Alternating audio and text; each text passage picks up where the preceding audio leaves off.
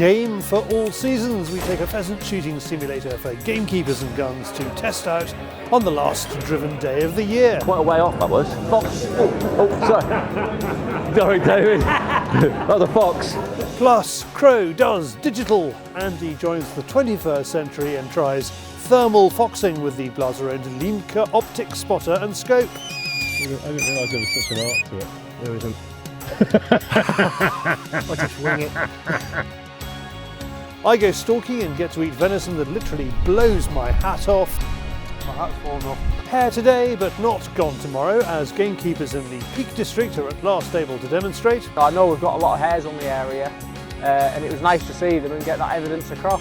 We are giving away a pair of Treksta boots in your size, priced at £260, plus a shooting simulator priced at £700, plus a handmade knife priced at £200. That's £1,160 worth of prizes in 1 week. We have news, we have hunting YouTube, we have some of the best deals at this weekend's British shooting show. Welcome to Fieldsports Britain.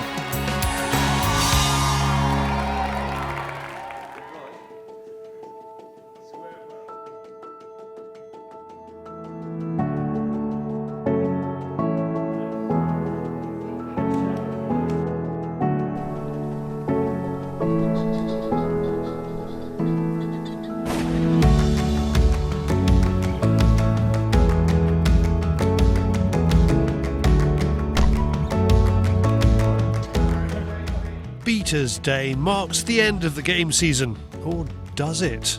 Maybe it's the start of the game season. We're at Paul's to consumer test the latest virtual reality training aid for your home, your office, or perhaps your shooting lodge, where the boar are always passing your stand and the high pheasants are always flying well. I am here. All right. I am here. So, what's it like? How did it compare? Really good actually. Yeah, it's just quite weird getting used to it with your headset on, but like visually, when you're standing there on the peg and you're looking around you, behind you and all that, you can see guys with the dogs behind you, and it's really good actually. Yeah, definitely could get used to that in the living room. Now, we've watched this technology develop over the last 5 years. It started as super expensive immersive training units commissioned by Aimpoint for the military. It ended up on their stands as an entertaining sideshow at the big industry trade fairs. It developed into a smaller in-house unit which allowed the likes of Roy and Crow to get their eye in. Today, it is a system that anyone can buy. Eric has travelled from Sweden to show us what it can do, and is also walking one and shooting one with the rest of the guns. Shooting in reality now, so let's hope the training in VR is paying off. Yeah. How have you managed to get it sort of so close to a real shooting scenario? It's all about the ballistics engine and calculating the hailstorm correctly, which has been the main challenge. We're now trying to lift this from a pure entertainment tool, which it was when originally developed by Aimpoint, obviously showcasing the sights, but using all of that technology now to actually have it as a training aid. With the barrel tracking, all of this, you can get your quick analysis, knowing whether you're ahead or behind.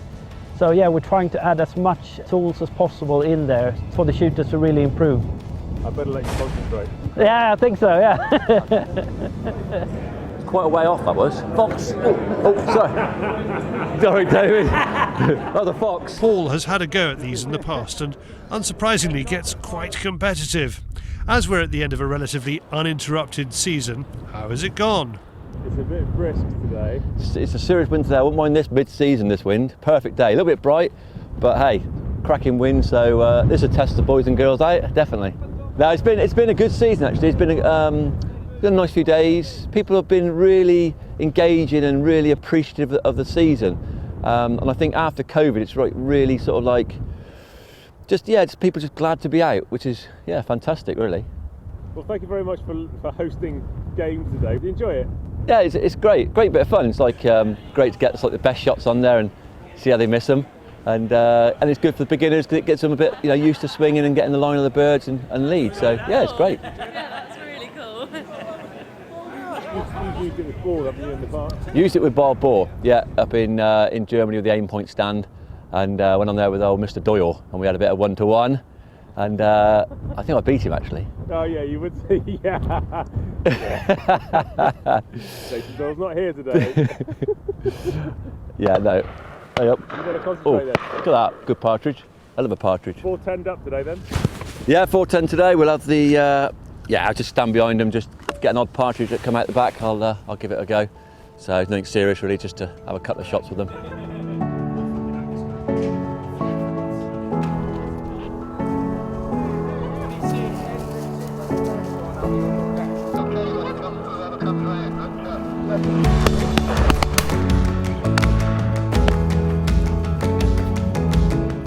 Scott is the one with the shot cam on today, an in-the-field tool to assess your shooting.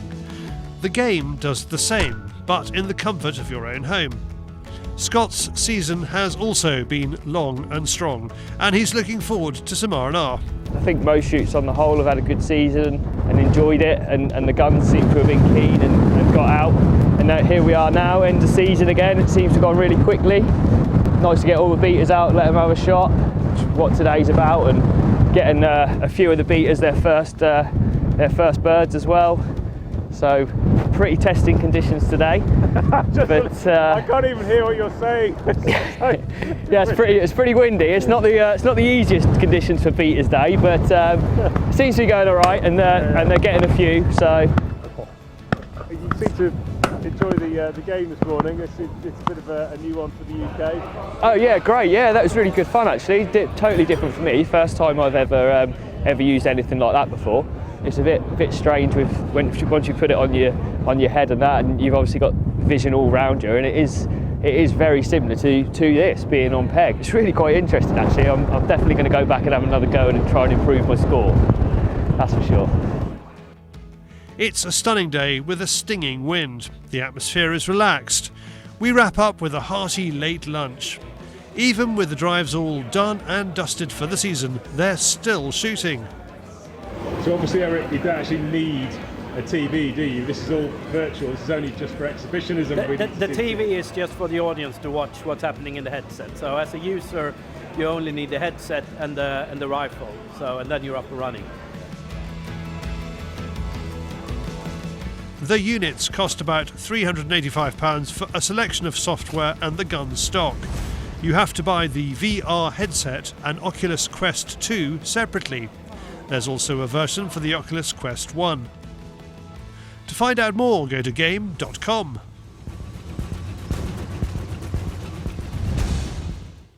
Thank you, Paul. A fabulous end to the season. If you want to know more about the GAIM system, you can meet their representatives on the Raytrade stand at the British Shooting Show 2022. We're also pleased to announce that we will be hosting a free Have a Go GAIM VR shooting unit on our stand at the show. How will you fare on boar and pheasants against the likes of Childerley, Pilbeam, Crow and even me? Oh yes. It gets better. If you're a Fieldsports Nation member, or sign up to be a member, and there's a link in the description below, and you pull the trigger, you will automatically be entered into the draw to win a GAIM Compact plus all the new software plus an Oculus Quest 2 VR headset. It's a prize pot worth more than £700. If you can't make it to the British Shooting Show, don't worry, we have negotiated a Fieldsports Nation members discount, giving you 10% off the GAIM Compact with all the standard software, plus you'll get the high pheasant system worth about £28 for free. It's a total saving of nearly £70. Now, as our membership is £50, and that's what you'll need to claim it, well, you do the maths. Plus, you'll be a better shot. And to put your mind at rest, we're not changing from being a hunting channel to being a gaming channel, but everyone who's tried GAIM really does enjoy it. Next up, the slightly chunky Minecraft avatar that is David on the Fieldsports Channel News Stump.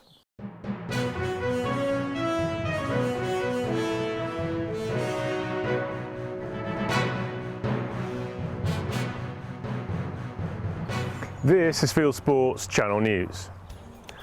A gun company that made a rifle used in shootings at an American school has settled with the families of the victims for almost £60 million.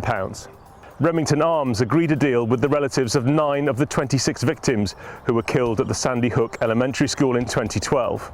The company has twice filed for bankruptcy in the USA in the last 3 years.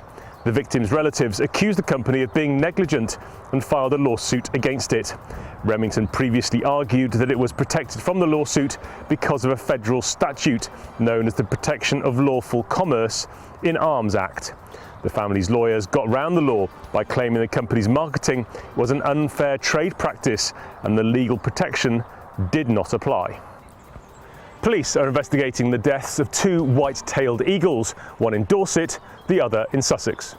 Forestry England and the Roy Dennis Wildlife Foundation first introduced the birds on the Isle of Wight in 2019. GPS tracking devices fitted to the birds on their release helped searchers locate them. Anti-shooting group Wild Justice pinned the dead birds on gamekeepers, claiming the deaths are in suspicious circumstances. Wildlife Justice founder Ruth Tingay is concerned for the safety of 3 more sea eagles thought to be in Dorset. Other sea eagles released as part of the programme have flown to Norfolk, North Yorkshire, France, the Netherlands, Germany and Denmark. SABs are trying to disrupt one of the largest hunting fairs in Europe. They're protesting at the Jagd und Hund fair in Germany. Animal rights activists are opposed to exhibition stands that sell holidays to shoot what they described as endangered species. The organisers dispute this, pointing out that exhibitors selling hunting tourism are not prohibited under German law. A biologist in America is testing white-tailed deer for the virus that causes COVID-19. Michael Tonkovich is swabbing carcasses for coronavirus in Ohio. The administrator for the state's deer program says the animals could be a reservoir for the virus and a source of new variants. The US Department of Agriculture found infected animals in 15 states. It estimates that 1/3 of deer in the country could have been exposed to coronavirus and have developed antibodies. No studies have been done to establish if the virus can pass from deer to people or vice versa. Tonkovich's study aims, he says, to monitor the risks. Mystery surrounds the death of hundreds of birds that fell from the sky in 2 different countries. Hundreds of yellow-headed blackbirds came crashing down onto a street in Mexico. A security camera captured the moment a huge black cloud of birds dropped. The flock was migrating from northern Canada for the winter. In Wales, around 200 starlings fell from the sky and died on a road in Wales. Drivers say they heard an electrical bang, although there was no thunderstorm at the time. Locals said it was a traumatic and eerie sight, seeing the road littered with bodies. The cause of the mass deaths is a mystery. Hunters have culled wolves in Norway after the Court of Appeal approved their licences. Police removed SABs who tried to stop the shooting by blocking roads. 51 wolves are due to be shot. 70 hunters were out shooting and they shot 10 wolves on the first day of the cull. The season normally starts at the beginning of January. Animal rights groups went to court and successfully blocked it for a month. Hunters were concerned the delay would mean it wasn't possible to complete the cull, but the licences have been extended until March the 1st. BBC TV presenter Chris Packham says he is bringing a High Court legal claim over online articles. The anti-shooting campaigner says they falsely allege he misled the public into donating to a wildlife charity to rescue tigers from circuses. The articles claim the tigers were kept in good conditions at the circuses. He is taking action over the allegations which were made on Twitter and in videos about his work with the Wild Heart Trust, which runs Isle of Wight Zoo, run by his partner. He denies the claims and is suing 3 men for libel. One of the articles is on the Country Squire magazine website. The editor, Dominic Whiteman, writer Nigel Bean and third defendant Paul Reed are defending the claim. They say the allegations are true and in the public interest. Another television presenter, Phil Spencer, is trekking across a glacier in Norway in aid of a food charity. He's with a group aiming to walk 80 kilometres in 5 days in aid of the Country Food Trust. Here he is shown talking to Charlie about the charity.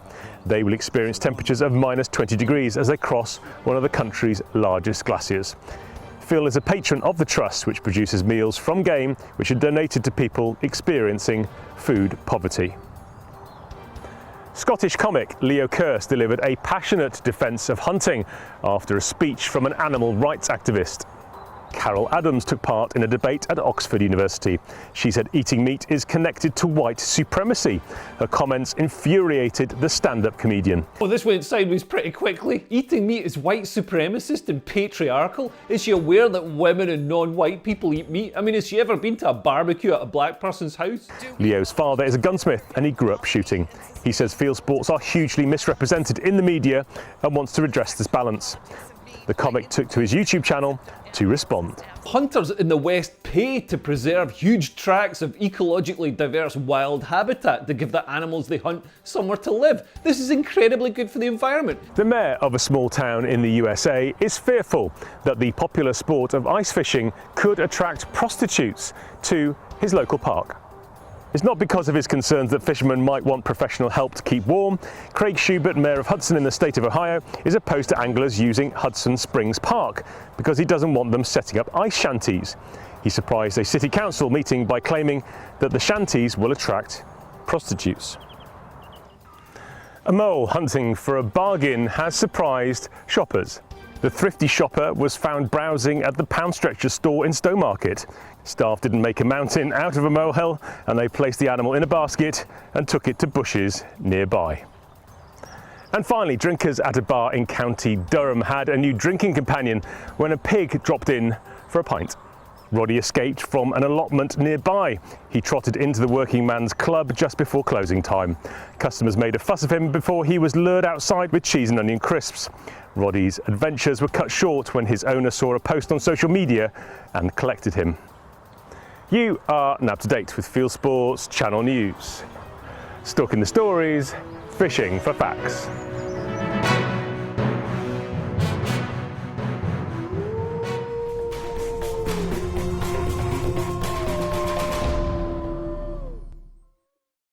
Thank you, David. Now the British Shooting Show is upon us and we have done a ring around to see what deals are available.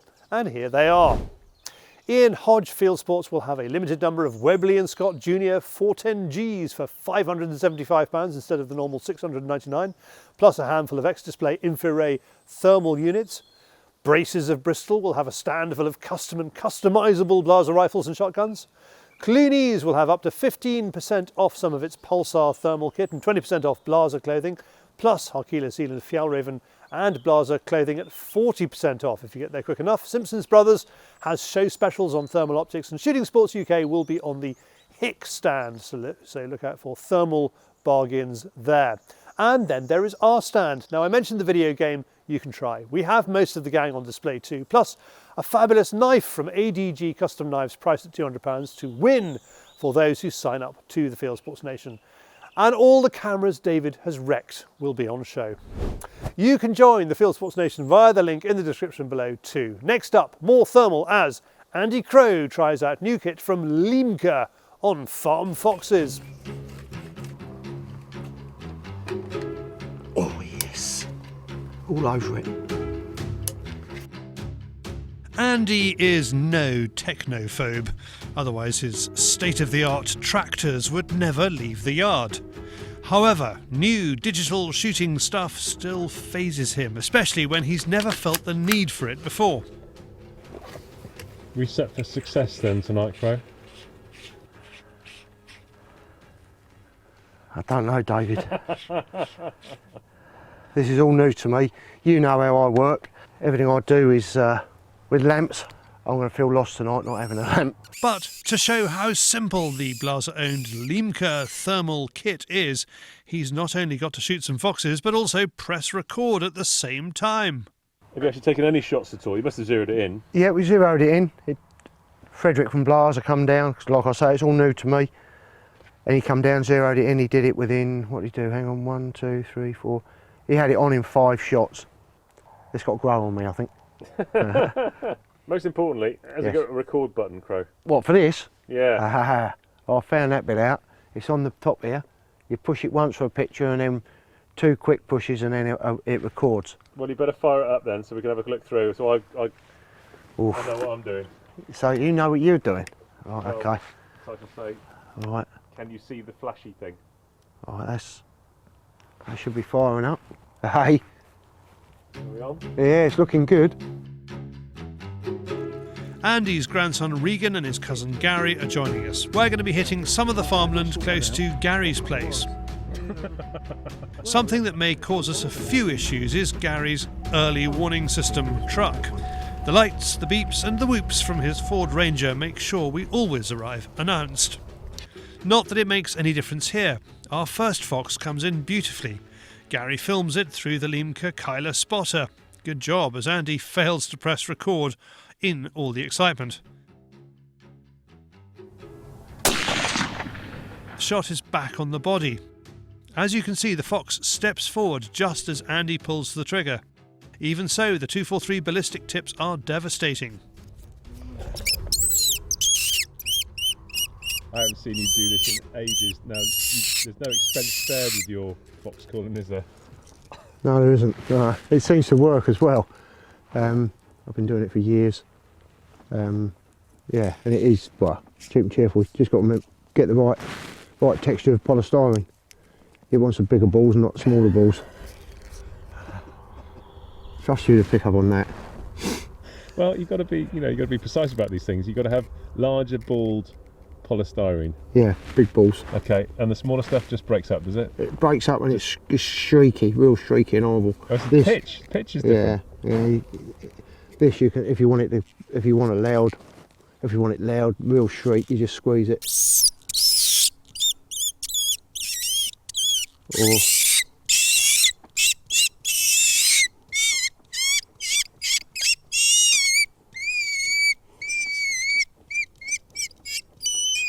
I didn't realise there was such an art to it. there isn't. I just wing it. It always works. Anyway, we've got a fox. We've got a fox. I'm happy with that. That's 2 shots I've had with this now, and I've had 2 kills, so I'm happy. Simple and effective, and it doesn't run out of batteries. Our next stand is a frustrating one. These foxes, filmed by Andy through the Liemke Spurber 1 scope, are the wrong side of the river. It's not Gary's ground, and they seem to know it. However, what we do have is an abundance of rabbits on this farm, a really positive sign. I have had them swim in the river, but they're obviously not hungry enough, them two. But no, they've come as far as the river. They're nice shots they would have been, but hey. And some rabbits. 1 or 2. The location will remain secret. Definitely. I know where the location will be within the next fortnight. They won't be where they are now. They'll be in a chiller somewhere. What's the price of a rabbit these days? I've been offered £3. Really? Yeah, up to £3. So. Yeah, we'll see. Have you been foxing before, Regan? With Regan getting cold, we start back for home. Scanning the fields with the thermal, we spot a heat source in front of some houses. It's a cat.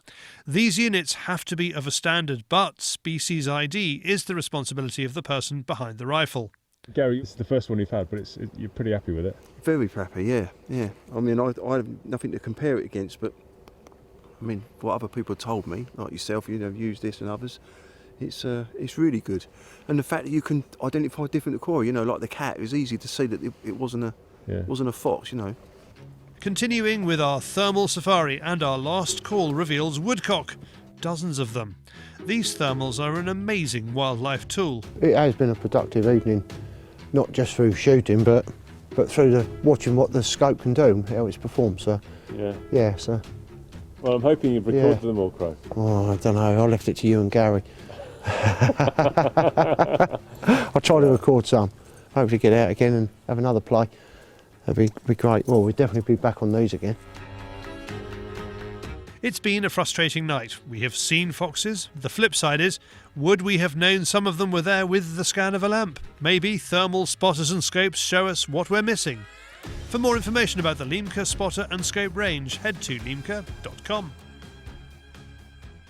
Thanks, Crowe, Regan and Cousin Gary. And if you want to have a look at the Liemke range for yourself, it'll be available on the Blazer stand at the British Shooting Show. Now, cookery. I am off to Northumberland, where deerstalker Reece Hepburn guarantees we will have a delicious roe-doe in his high seat.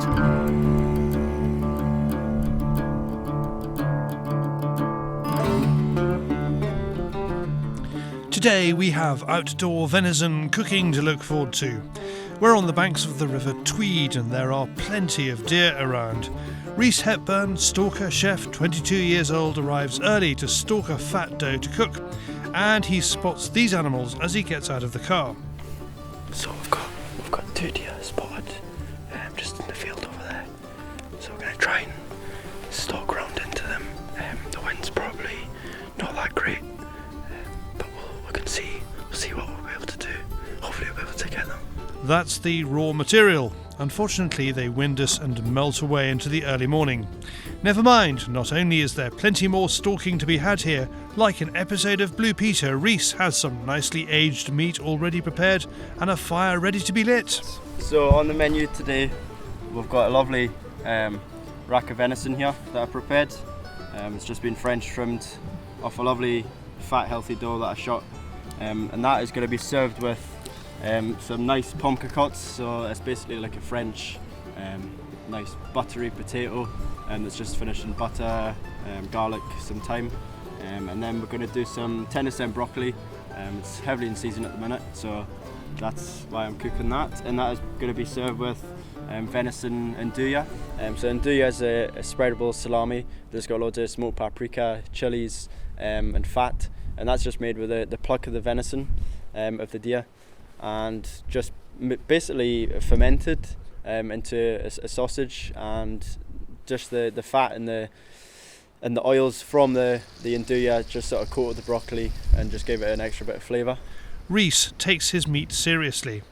That deer was very well matured for about 3 weeks, so a lot of flavour in it, and the muscles in the meat was all relaxed and very, very tender as well. French trim, so it's basically just a posh way of presenting the saddle, or the loin you could call it. Snip everything around the ribs, yep, and just clean the ribs with the heel of the knife, and it's just sort of presentation. Obviously shooting these beautiful animals, you sort of make it want to look amazing on the plate. Back to the shooting, and a walk around this 1,000-acre farm brings Reece into contact with another doe. Creeping up on the doe produces a buck that walks right past us, almost like it's challenging us. I was stalking in to the doe, couldn't see her coming on this corner, and then we just seen a lovely buck in velvet watching us. I didn't think it was actually a doe. I thought it was just a buck I seen, but then the doe's just appeared from the backside of the buck, so hopefully we can try and get a shot on it if we just follow around here. Again, it is not to be. Back at his outdoor kitchen, Reece is able to show off about the food miles. That's probably about half a mile. Venison and andouille is probably 15 miles. It had to go somewhere to be made. Yes, yeah, back. Correct. Yeah. But the venison came from here. Yes, yeah. So that's pretty special, and very, very local for the other ingredients. And I'm just going to start off with my potatoes. They're going to take the longest, so just going to colour them in a pan with some butter, and get some herbs in there, some garlic in there, some seasoning. So they're just coloured in a pan as well. I use Apache potatoes, so they just give a really nice waxiness and colour on the potato. I then put butter into the pan with some garlic, thyme, rosemary again, and just coloured them off till they got a nice golden brown. Now, you may recognise Reece's grill. There's a story behind that. Well, there's a story behind that. So I've been watching the videos for quite a few years now, and obviously Kai's and quite a lot of them cooking. So I've seen his grill that he had, and I went to an engineer and I showed him a photo of it, and I says, can you please make me something like this, but not exactly the same, because I didn't want to copy him. And then came to pick it up, and it's exactly the same. So Reece cooks the venison fairly quickly. Seasoned it up, salt and pepper, bit of oil, and just on the grill, just for some colour on the grill. And then I put it into a pan with some butter, rosemary, thyme, garlic, just for flavour. And I just sort of done about 40% of the cooking in the pan, and then took it out of the pan, left it to rest. That's probably the most important part of the cooking. That just basically lets all the muscles and the meat sort of relax, and sort of makes it all juicy and nice to eat. While the meat and potatoes cook, Reece has a plan for something to pour over the top. We're going to make a chimichurri sauce with that. So that's basically fresh parsley, oregano, garlic, chilli. What else we've got in there? Red wine vinegar, olive oil, and that's pretty much everything in there. And that's just going to be dressed over the venison last minute. Grind it together, make it into a paste, and then basically after that, got loads of parsley and chilli, oregano. Gave that a good old bashing about, and added some olive oil and red wine vinegar into that, and seasoned it up. Normally about 1 part vinegar to 3 part oil, so it's not too sharp, but it just gives a nice flavour. And that's just going to be dressed over the venison last minute. Goes really nice with it. We're on the banks of the mighty River Tweed in Northumberland. Reece manages the row on the farm. It's a glorious place to go stalking, even though small trees and gates were hit by the 2021 winter storms. Back out on the stalk, we spot more distant does, and Reece tries to ambush them.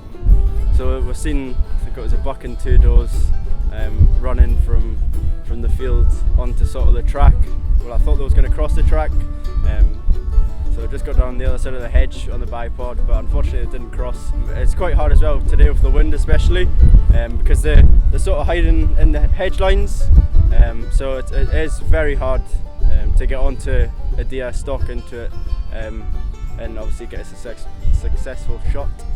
By now, our morning's stalking is over, but lunch is still on the horizon. Reece's plan is to get everything ready to eat in his high seat. That seat is where I manage the deer, and that's also where we seen our reward of hard work, and I think it's just quite an amazing view as well. And what is Reece's outdoor row venison like?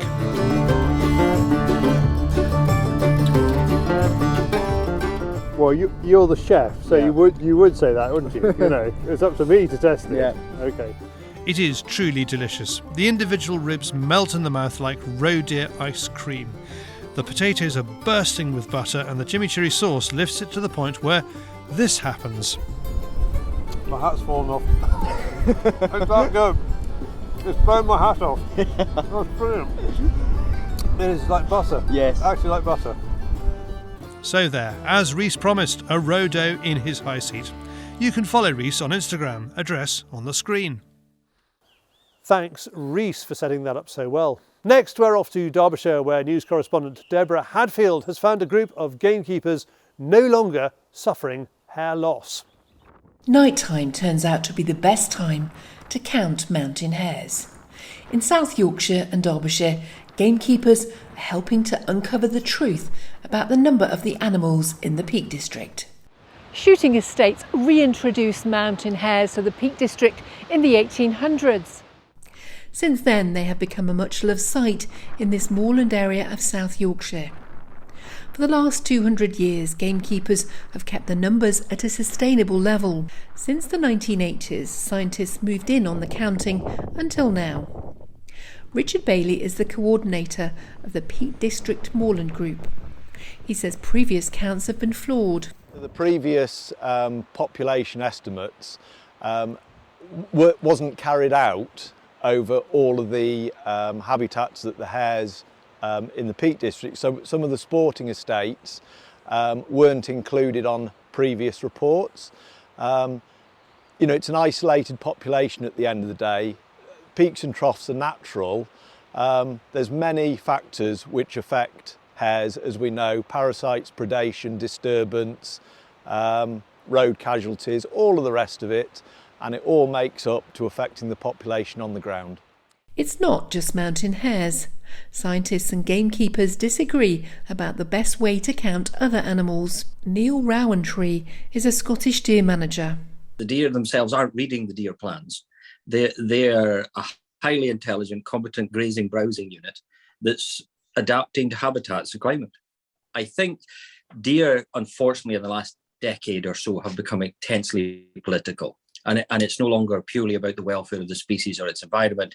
It's about its influences on land use and other people's desired land use. And you can see people saying, if we had X number of deer reduced from Scotland, then we could drive so many more road miles, which was put forward by Environmental Link and the John Muir Trust recently.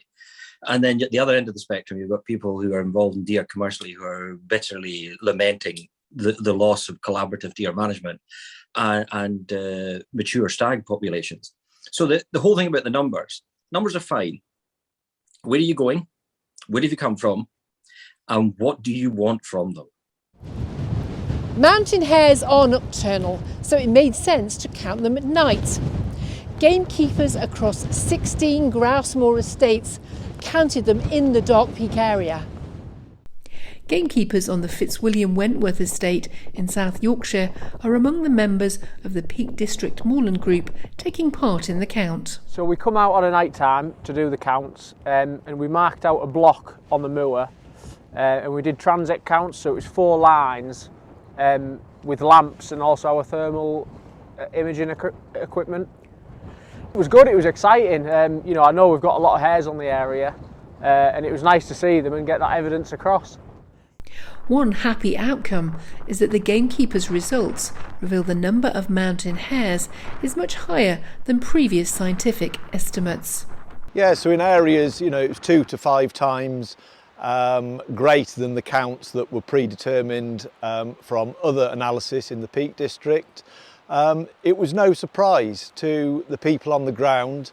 We are seeing hares all of the time whilst at work, but it was good to get the data crunched and to see, a figure come out. I think it came out at 52 to 126 hares per kilometre squared, which is in similar to populations in Scotland in their core areas. I wasn't surprised, to be honest with you. Working up here every day, I knew the hares were here. We see the hares, so it was no surprise at all. Counting can be controversial as the figures aren't always black and white. Knowing the number of animals on an area of land can help in managing them and their home. So the whole principle has been to get a handle on what's happening with the population, but more importantly, to monitor trend. It's all well and good to know how many deer, but where are you going? Is your population going up? Is your population going down? For more on this, go to the Peak District Moorland Group's Facebook page. Thanks to all for those interviews. Next, from hares to the wider world of hunting and shooting on YouTube, it is Hunting YouTube.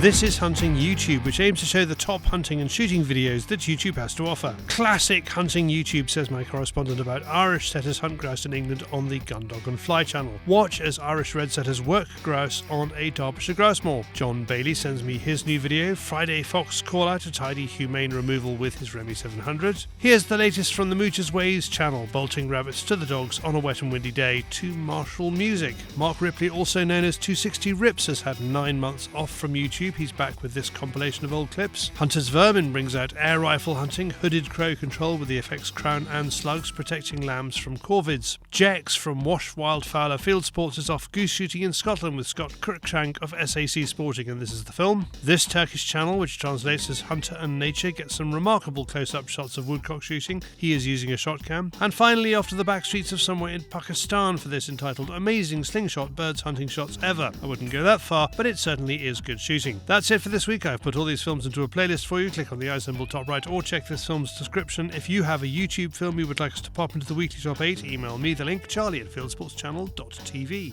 Well, that is it for this week. If you haven't done so already, please whiz over to our website, fieldsportschannel.tv. You can click like us there on Facebook and on Instagram. You can follow us on Twitter, subscribe to us on YouTube, pop your email address into our register page, and we'll contact you about this show. Fieldsports Britain is at 7 p.m. UK time every Wednesday. And this has been Fieldsports Britain. Good hunting, good shooting, good fishing, and if you're going, see you at the British Shooting Show.